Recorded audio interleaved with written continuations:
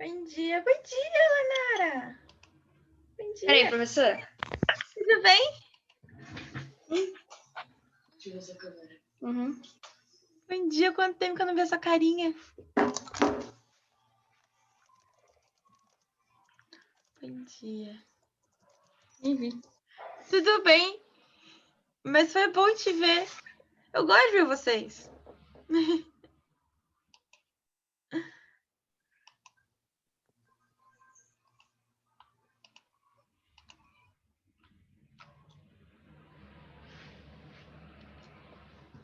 Eu gosto quando vocês aparecem. Faz tempo que eu não vejo a carinha de vocês, é bom.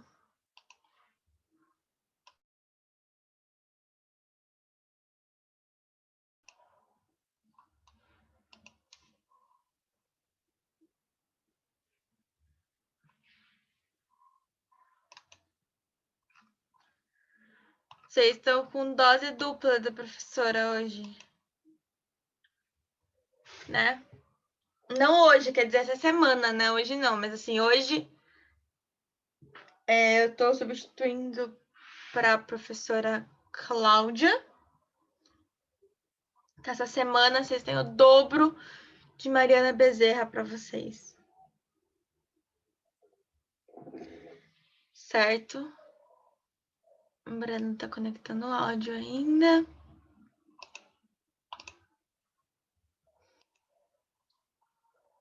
Vamos lá. Ah, esqueci de abrir um negócio aqui.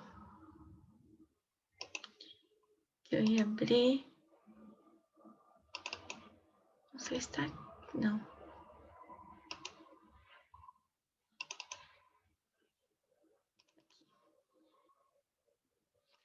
Aqui.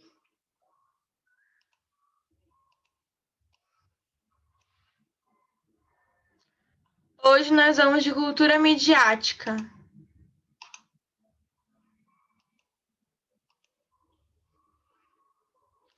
E aí a gente finalmente começa a falar de indústria cultural. Ó que sonho! Bom dia, Dimitri.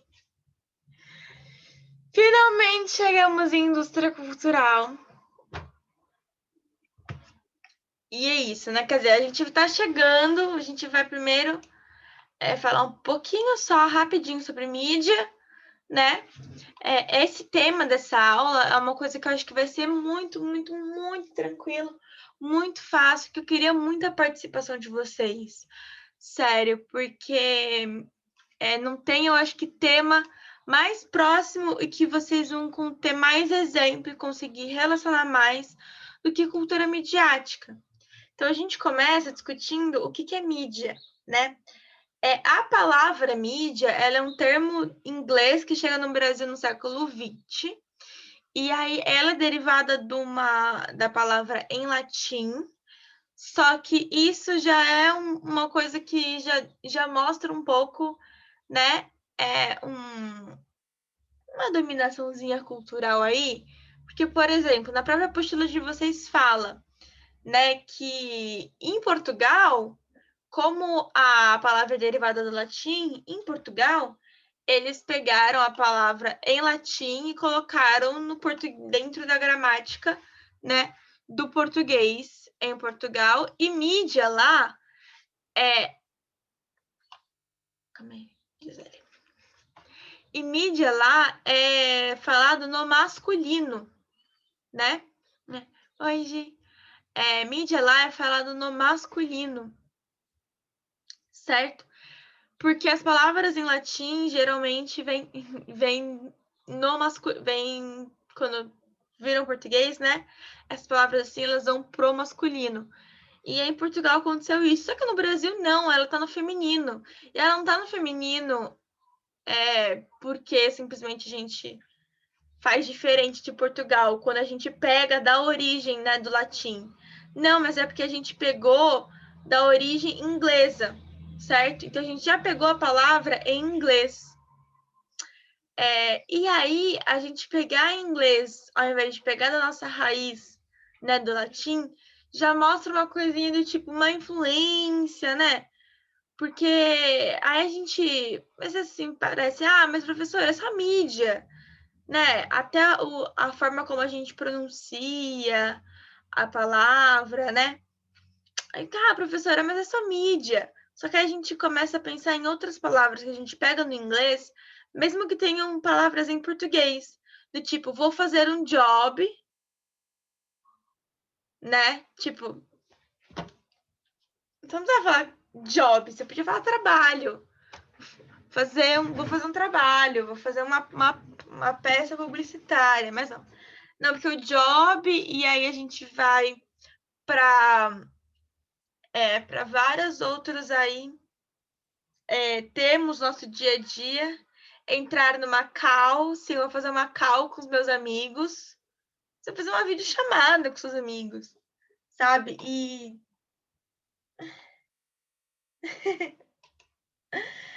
mas a fé aí, né, já acho que a fé tem a raiz francesa, não tem? Não, fiancé, que enfim. Mas a gente tem várias palavras que a gente usa no nosso dia a dia, né, que são de origem inglesa e que a gente fala no inglês, no nosso dia a dia em português, mesmo que a gente tenha a palavra em português, né? Que nem acho que o exemplo que eu mais gosto é daquele meme, tipo assim, eu não acredito que a gente chama de mansplaining quando a gente podia estar chamando de homem palestrinha. Até os termos que a gente vai usar para definir alguma coisa, a gente não transforma. E aí, às vezes, a gente até fica bravo quando transforma os termos. Eu lembro que era uma discussão, assim, nos anos de 2010, vai. Que eu não sou tão velha assim, né? Mas nos anos de 2010 era uma discussão com o fato de que a tradução em Portugal de Harry Potter não mudava o nome das casas, enquanto a tradução da Lia, né, em português brasileiro, né, no Brasil, mudava o nome das casas. Então, em Portugal, as casas continuavam chamando Slytherin, e etc. Os nomes, tipo James, continuavam. No português, não. O James se torna Tiago, Slytherin se torna Sonserina, e por aí vai. E o pessoal reclamando, porque não tinha porquê, podia falar inglês mesmo. E aí entra numa. E eu lembro de um professor de literatura, também conhecido como Franklin, falando sobre a acessibilidade, né? De que você traduzir é muito difícil e ela conseguiu manter ali a raiz, né, daquelas palavras, daqueles nomes. Existe um sentido lógico para tudo aquilo e que essa tradução torna o livro mais acessível a outras pessoas, porque flui melhor no português. Em séries de época mesmo, ninguém chama Elizabeth de Isabel, Catherine de Catarina, Francis de Francisco, Henry de Henrique. Exatamente. Se vocês forem procurar no Google, eu acho que no Google aparece, tipo, que a Rainha Elizabeth II como Isabel II e o William como Guilherme. Tenho quase certeza que no Google uma vez eu fiz isso e a gente achou. E aí você tem várias outras coisas que a gente vê no Brasil, né? Nomes de marcas. Aqui eu tô olhando agora aqui, por exemplo, eu tenho aquelas marcas, eu tenho isso aqui na minha escrivaninha, eu sempre tenho um negócio pra pôr na minha escrivaninha. O nome da marca é tipo Softs Elite. Sabe? A gente. O Smith está procurando para ver se tem alguma coisa. A gente tem essa mania, né? De pegar e usar mesmo o inglês. E assim, tudo bem se faz sentido. não traduzir algumas coisas, mas a gente tem que entender qual é a raiz disso, do porquê que a gente não está fazendo isso, que envolve um pouco a dominação cultural, certo? A mídia, ela vai ter um papel fundamental nos processos de interação social. E aí a gente vai ter alguns sociólogos, né, desenvolvendo a ideia da aldeia global. Eu abri um só, eu não abri o outro. Mas agora o outro não sei onde vai estar.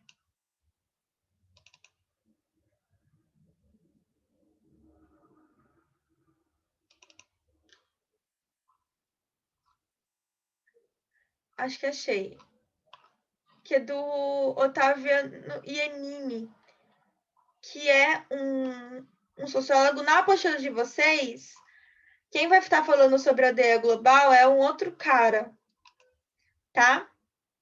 Eles vão dar o exemplo de um outro autor que escreve sobre a aldeia global, mas esse termo não vai ser só desse autor, tá? É um termo que vem muito forte durante períodos de com a globalização. Deixa eu até pegar. E Iannini também vai falar sobre isso, certo? Que é sobre o conceito de aldeia global, que basicamente, gente, é o fato da gente tá ficando cada vez mais parecendo que a gente está realmente no mesmo espaço, numa aldeia global. Então, assim, eu tô hoje, 9h18 da manhã, dando aula da minha casa, do meu quarto. Vocês vão tendo aula da casa de vocês, do quarto de vocês. Eu passei a maior parte da quarentena fazendo call, né, fazendo videochamada com os meus amigos durante o fim de semana. Aí tinha um que estava na Enseada, outra que estava 6 quadras de mim, tinha 2 que estavam em São Paulo, né? E por aí vai, e cada um em um lugar diferente, e a gente se comunicando e cada vez mais rápido. Eu consigo me comunicar com as minhas primas que moram na Inglaterra facilmente, né? Eu tenho uma colega que acabou de noivar com um cara que ela conheceu na internet, e esse cara é americano, é estadunidense, né? Então ela começou todo o relacionamento pela internet com um cara dos Estados Unidos e agora ele tá aqui. A gente está acompanhando as eleições americanas como se estivesse acontecendo aqui, né? Então a gente acompanha nos portais de notícia em tempo real todas as decisões das eleições americanas, certo? E a gente está cada vez mais conectados a partir, né, dessa mídia. E na verdade, a partir não, através dessa mídia. Porque antes, para eu ter a comunicação, eu precisava estar face a face. Ou, né, tipo, lá no comecinho, tô falando antes da escrita, etc. Antes da isso na imprensa, vamos dizer assim. Aí eu começo a ter outros tipos de comunicação. Então eu tenho as cartas, aí eu tenho, quando surge, né, um pouco os jornais. E aí esse processo, ele vai ficando cada vez mais dinâmico, certo? O que não muda eu tenho um emissor, uma pessoa que está fazendo a mensagem, ela vai mandar a mensagem, essa mensagem vai chegar no receptor. Esse receptor vai fazer, né, um feedback para o emissor. Olha aí outra palavra, feedback. Vai dar uma resposta, vai dar uma resposta para o emissor do tipo, ok, recebi, entendi sua mensagem, ou não entendi sua mensagem, ou não dá resposta nenhuma porque não recebeu a mensagem, certo? Essa mensagem está cada vez passada de uma forma mais rápida e conseguindo alcançar mais pessoas por causa do desenvolvimento da mídia. Vou te desmutar, Edmir. Bom dia, Foi. professora. Bom dia. Quase que eu esqueço que é tua aula hoje, mas tudo bem. É que trocou, né? Foi. A gente se souberam ontem à noite, eu também. Isso.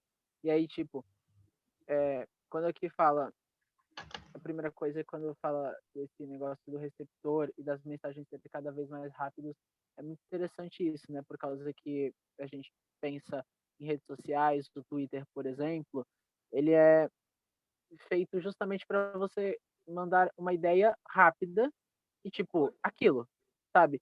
E quando você vai escrever texto, você tem que colocar o maisinho e fazer uma lista. E, gente, a maioria das pessoas não lê. É muito comum a gente ver discussões, né, várias aspas dessas discussões na internet. Aí quando tu vai olhar, aí uma pessoa já vai e responde assim, parei no tal. Ou, tipo, há muito texto, não vou ler. Aí fica a gente, tá vendo? Ó, enfim. E a outra coisa, aproveitando que a gente falou de linguística, falou da questão da língua inglesa, eu acho que isso é muito comum nas músicas que a gente ouve, sabe? Principalmente quando a gente coloca meio que um conceito nosso sobre alguma outra língua, né? O que eu quero dizer com isso? Eu não sei dizer necessariamente o porquê, mas parece que a língua inglesa, ela é de fácil consumo. É uma língua muito comercial. Qualquer coisa em inglês, tipo, passa muito rápido, você assimila rápido as ideias da língua inglesa. Então, eu penso assim, pra gente, que é brasileiro, geralmente a gente consome a música própria brasileira, muita música americana e inglesa e música latina, porque está se popularizando cada vez mais, principalmente porque está mais americanizada, mas a gente ainda vai entrar nesse mérito. Ainda tem outros idiomas que as pessoas consomem música, só que bastante. Só que eu diria que são públicos mais, como é que fala? Grupos mais exclusivos, mais fechados, como por exemplo italiano. Pessoas que gostam de música romântica, de ópera, aí ouvem muita música italiana, ou música francesa, né? Mas não é muito comum a K-pop tá gente ouvir crescendo música muito. dinamarquesa ou Não, sueca, sabe? Por e causa que não. Oi? desculpa, eu ia falar que um exemplo que cabe muito é que o K-pop tá crescendo muito e apesar deles ainda falarem coreano, o boom mesmo vem quando eles estão falando em inglês, pelo Sim, menos o refrão. sim, sabe, e parece que isso vai crescendo, por causa que esses dias eu estava falando com a Heloísa sobre Ásia, mais especificamente, e como que a Ásia torna-se mercadológica para a indústria cultural num todo.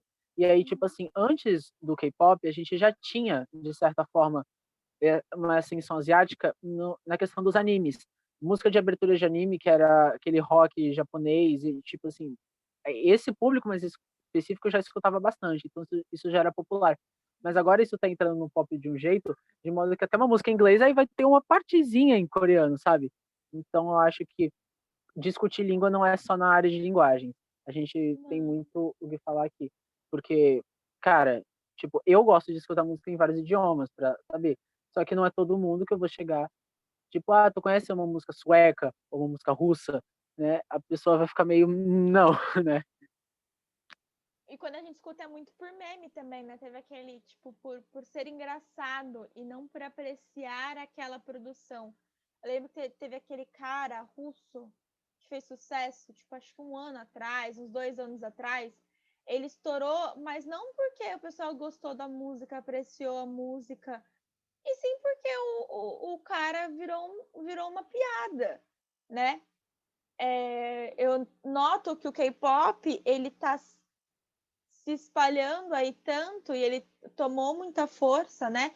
E acho que o K-pop hoje é o maior exemplo de indústria cultural que eu posso usar para vocês, né? Eu acho que dá para a gente falar dos Estados Unidos, etc., mas eu acho que o, o plano do K-pop não tem absolutamente nenhuma pretensão de sequer esconder que é 100% indústria cultural, né? Enquanto você tem ali produções estadunidenses que você olha e, tipo, eles vêm falando, não, não é assim, tão assim, é cultura também, e etc, né? Tem uma crítica social, tem conteúdo. O K-pop é tipo, não, gente, a gente tá fazendo essa produção para estourar, a gente tá fazendo essa produção para atingir todo mundo. E o nível de excelência, sabe? E o nível de exigência que a gente vê é que não tá tão mascarado assim, sabe? Do tipo, não, eles estão fazendo um monte de cirurgia plástica, um monte de maquiagem. São horas e horas e horas e horas e horas que eles treinam e não. E, tipo, uma competitividade bem grande. Eu acho que a gente consegue observar isso melhor. Talvez até porque a gente tenha a pretensão de as outras línguas asiáticas não acompanham essa popularidade, não. Acho até porque uma pretensão, talvez até, é de colocar como uma exploração, né? Eu vejo muita gente colocando no K-pop, sempre falando do tema exploração, como se isso não acontecesse com a Britney Spears. Tipo, o que vocês acham que aconteceu na década dos anos 2000? Por que teve o surto em 2007? Né? Como se não acontecesse, tipo, com a Kesha, com todas essas outras artistas aí que estouram em outros lugares, em todo lugar do mundo, né? Tipo, tá, porque a Anitta não. Tudo bem que a Anitta é própria empresária, mas isso não significa que ela não é explorada também em alguma capacidade, entendeu? Tipo, beleza, ela é a própria empresária, mas ainda assim, né? O pessoal querendo se meter na vida da Cardi B, tipo, se separa, não separa, falando, mas a gente paga o seu salário, a gente compra a sua música e por isso você tem que dar satisfação pra gente, sim, a gente pode se meter sim. E ela falando, não, eu estou vendendo um produto e vocês estão consumindo. E acabou aí, né? Vou te desmontar de novo. Professora, desculpa, mas agora que você falou, eu lembrei do negócio. Que assim, esses dias eu tava vendo um post, olha lá, o post. E tipo, uma página sobre música, né? Uhum. Artistas e tudo mais. E a página falava sobre artistas femininas que conseguiram ter o controle sobre a sua carreira. Okay. E aí falaram da Madonna, da Celine Dion, da Lady Gaga atualmente, da Beyoncé, a criatividade, todo o poder criativo.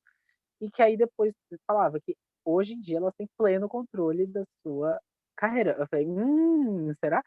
Né? Por causa que aquela coisa que a gente já tinha discutido, sabe? Ter o pleno controle da carreira não é simplesmente você falar assim, olha, eu quero fazer isso, e os caras falarem, ok, beleza. Não, você é meio que forçado a fazer aquilo.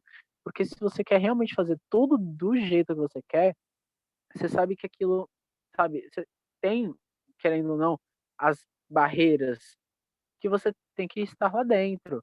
Você não tem um pleno controle de fato. Então, acho que quando a gente fala se um artista ele tem controle da sua obra, é meio que ele tem controle dentro do que ele está condicionado, Exatamente. né?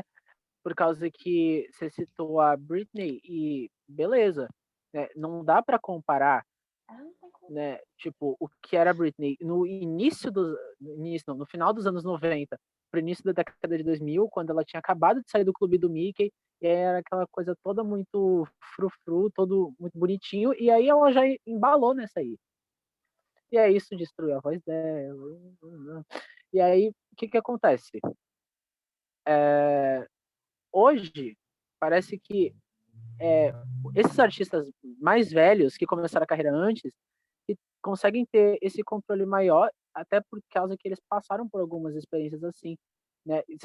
Todo mundo acaba assim discutindo quando um artista ele bomba muito cedo, quando ele é descoberto pela internet, por causa que, gente, é uma criança que está ali. Aí depois um monte de empresário chega com proposta, com acordo, sabe, um contrato, e depois ele vai falar, sim, né, vou ficar famoso, e aí não percebe o quanto que isso vai levando, né? Tem diversos que começaram, geralmente são os que começaram a carreira muito jovem, que tiveram episódios bem perturbadores na vida, né? Então, E e eu não eles viram falo isso. mercadoria, né? Eles não são artistas, eles Exato. são mercadoria. Tipo, Justin Bieber não era um artista, ele era uma mercadoria. Né? Exatamente. Né? E eu falo assim da Britney por causa que quando a gente pensa na Britney, eu acho que é o maior exemplo de produto americano que a gente percebe ali, não é? Mas mesmo que aí vem com os falsos moralistas da música, porque a Christina Aguilera sempre cantou muito melhor, tipo, tá, tudo bem. Só Mas que aí não se é for por isso falar que ela não deixou de ser, se for falar de sabe? Christina Aguilera, vocês não pegaram essa época, mas ali, tipo, quando a Gaga estoura em 2009, 2010, 2011, E ela tá com a estética igual. a Christina Então, Aguilera, os empresários dela fazem com que ela faça um álbum exatamente com a mesma sonoridade da Gaga, que é o mesma Bionic. sonoridade, mesma aparência. Eles trocam a aparência toda dela pra ficar igual a da Lady Gaga, para tentar estourar. E foi, tipo, uma briga ferrada, sabe? Hoje eu dei entrevista falando. Aquilo ali era muito tóxico. E aí, é bem tóxico, mas e só para, assim, citando a Cristina Aguilera, a gente ainda tem muitas outras situações, por causa que, assim, a Cristina, ela servia quando ela era magrinha, quando ela era jovem, e quando ela, enfim, entrou para música latina, por causa que depois do Lotus, se eu não me engano, quando ela começa a engordar, e aí depois tem toda uma questão dos padrões corporais que a pessoa ela tem que ter para bombar no mundo da música, né? O tipo de música que ela faz, o tipo de voz, por causa que essa menina tá berrando demais, eu não vou escutá-la, né? Então, né, tem toda essa questão envolvida. E aí entra um pouco no que a Gi diz aqui, né? De que, tipo, o que é criança? Porque eles viram mercadoria e eles viram utilizados. E esse processo todo que a gente está falando acontece através da mídia. É a mídia, o ambiente que vai fazer com que tudo isso seja possível, né? Aí são os tabloides, é o Paris Hilton, é o E-News, né? É todo. É o Google Gloss, é o Léo Dias, são todas essas plataformas, né? Que vão colocar esses padrões de beleza, que vão dar poder para essas pessoas, até para os fãs, né? E colocar assim, tipo, não, tem um padrão X, você tem que cobrar isso. Tem uma atenção para cá, tem uma atenção para lá. E o objeto das ciências sociais são esses meios de comunicação em massa. Eu não estou interessada no seu WhatsApp, eu estou interessada no Twitter como um meio de comunicação em massa. Não é o seu Twitter, é o Twitter, não é o seu WhatsApp, é o WhatsApp. Eu estou interessada em como o WhatsApp, por exemplo, e aí é uma coisa que ninguém está entendendo muito bem ainda, né? Mas que já viu que tem um grande impacto nas fake news, certo? As fake news jogadas pelo WhatsApp, né? Eu acho que desde a campanha ali, olha, eu sou particularmente super contra isso. Eu antes seguia muitos deles, mas depois entendi a manipulação por trás disso e é horrível. Sim, Gi. Sim. Vai no WhatsApp, por exemplo, desde 2018, que todo candidato tem um grupo no WhatsApp para espalhar notícias da sua campanha. Se torna uma ferramenta. E aí, você não vê, por exemplo, vamos pensar hoje na campanha que está acontecendo para as prefeituras.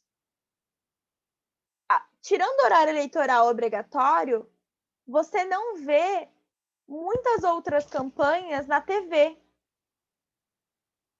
Você vê, obviamente, principalmente das pessoas que têm uma intenção de agregar um público mais velho, né? Então, quando você liga, por exemplo, à tribuna, você vê muito o candidato do PSDB, porque tem essa intenção de agregar o público mais velho ele, até porque Santos é uma cidade que tem muito idoso, né? Que consome muito o jornal, a TV e etc.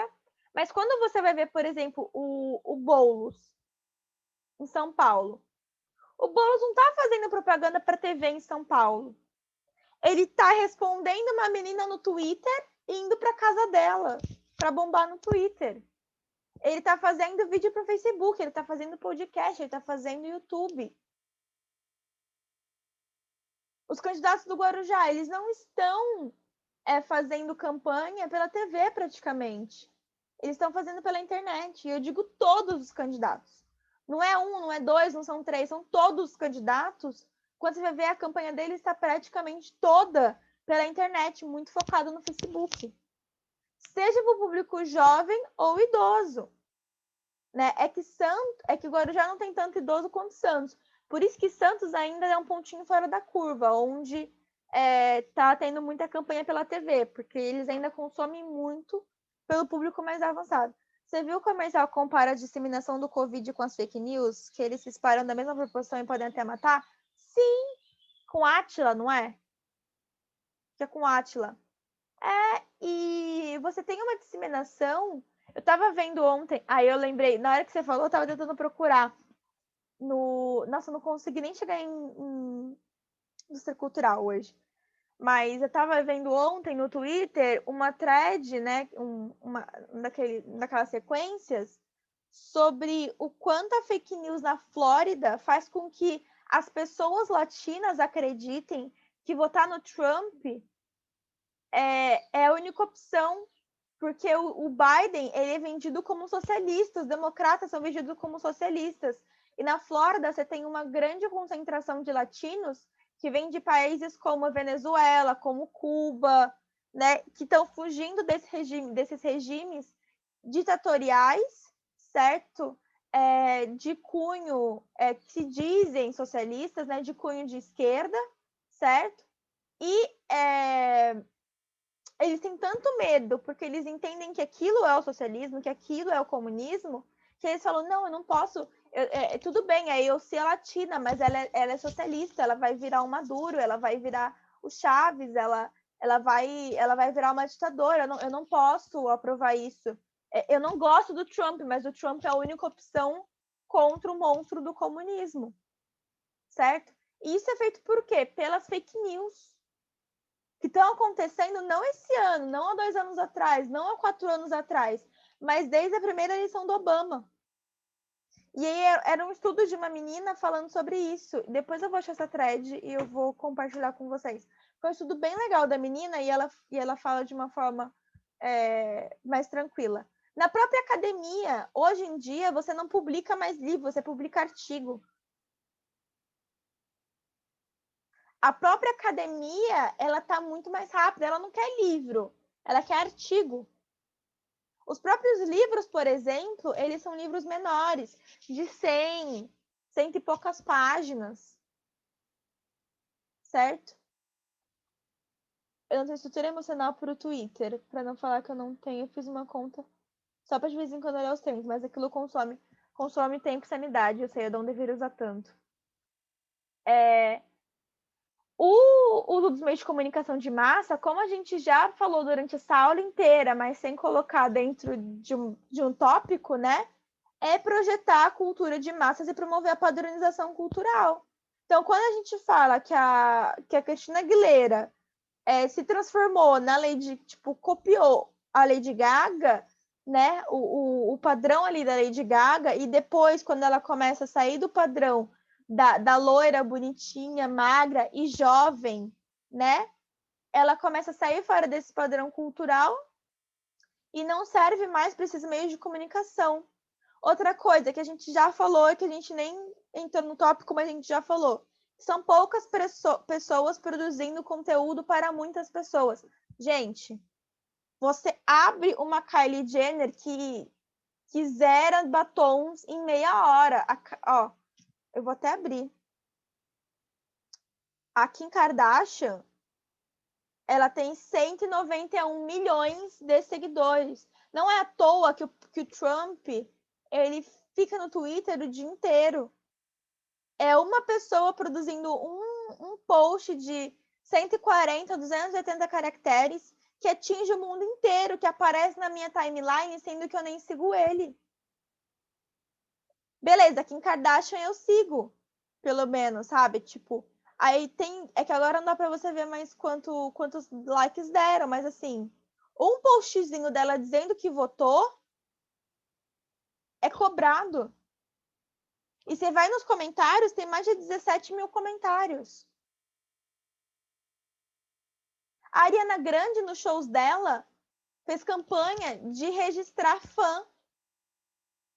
E bateu recorde de registro de fã num show.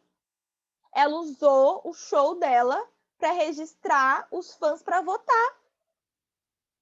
Você tinha os stands, como se fosse de merchandise. Você tinha um stand que você comprava um moletom, você tinha um stand que você ia lá e em 5 minutos você se registrava para votar no próximo ano, sendo que a turnê foi em 2019 e a eleição era em 2020.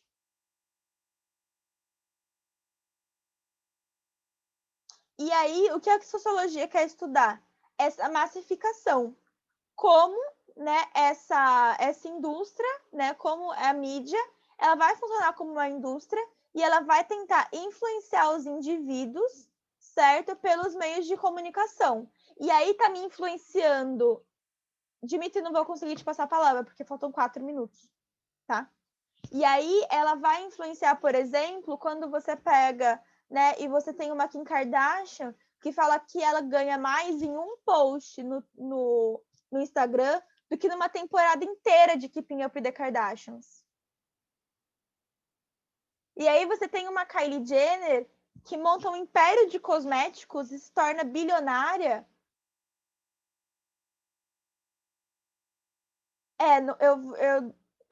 Eu vou chegar nessa parte na aula que vem, tá, Gi?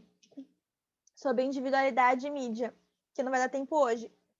Mas é essa produção em que hoje, gente, você vê a Anitta, a Cardi B, elas se tornaram populares através da internet.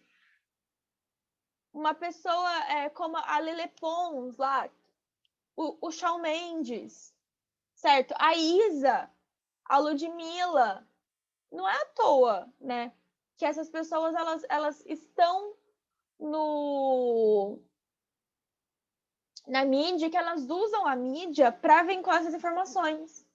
E aí a gente não tem só isso, mas a gente tem pessoas que não vão vincular informações corretas, ou pessoas... A gente entra na semana que vem em indústria cultural, tá? Pessoas que não vão vincular informações corretas, ou pessoas que não vão vincular informações buscando informar, e sim buscando vender esse conteúdo. Então, agora, a notícia não é uma notícia, ela é um produto. O jornalista, ele não está interessado em informar, ele está interessado em vender essa notícia e conseguir cliques. Aí você clica na matéria do Léo Dias falando, sei lá, da briga da Pablo Vittar com a Anitta. Você clica na matéria do Paris Hilton. Você clica na matéria do Google Gloss. É que no Brasil, eu acho que o Google Gloss dos fofoqueiros é o que tem um pouco mais de ética. É difícil, mas é que ele ainda, tipo... Tem um pouco... O Léo Dias, ele é baixo, né? É um negócio assim que é bem... Tem gente que é bem pior, né? Mas você clica nos portais e aí você tem... Por exemplo, tem um portal que é da Globo.com, de uma mulher, eu não lembro o nome dela agora, mas que é só de fofoca e é por assinatura. Você tem que assinar esse portal para ter acesso às fofocas. Ou as próprias notícias mesmo do dia a dia, né? Onde quando você vai ver, são notícias sensacionalistas, certo? Escritas de um modo para você colocando a opinião do jornalista. E aí fica muito... Meu namorado é jornalista, né, gente? Meu namorado, ele é jornalista. E o meu pai, ele brinca muito com ele. Ele fala assim, eu não quero... Meu namorado é jornalista do G1, da Globo. E aí meu pai fica assim, eu não quero saber a sua opinião, eu quero saber a notícia. Eu não quero saber o que você acha. Quando ele vai ler, tipo, meu pai ainda lê jornal físico. Meu pai compra a Tribuna, compra o jornal físico, ele não gosta de internet, ele não vê pelo celular, é muito raro. Ele vai na banca de jornal todo dia, compra os vários jornais que ele quer ler, e aí ele fica lendo, ele fica tipo, eu não quero saber a opinião do jornalista, eu quero saber qual é a notícia que está informando. Porque hoje em dia, os jornais, eles têm o quê? Visões, eles têm posicionamentos políticos, certo? Porque a notícia está transformada numa mercadoria. E eu vou deixar vocês com esse problemazinho aí, para a gente falar sobre a mercantilização da indústria cultural e das notícias, tá? A mercantilização da cultura, a criação de projetos para vender, né? E aí, se vocês quiserem fazer estudo de caso aí, vocês escutem um álbum da Britney Spears, um álbum da Lady Gaga, vai escutar uma musiquinha da Anitta, da Ludmilla, escuta uma Luísa Sonza, né? Ou vai escutar aí uma produção da cultura pop para vocês verem a sonoridade, como é parecido. Vai escutar um reggaeton raiz aí, uma Rosalía, para a gente entender o porquê que ela fala que ela é latina, sendo que ela não é. Para a gente ouvir, para a gente discutir a indústria cultural na semana que vem com vocês tendo isso na cabeça. Então, antes da aula que vem,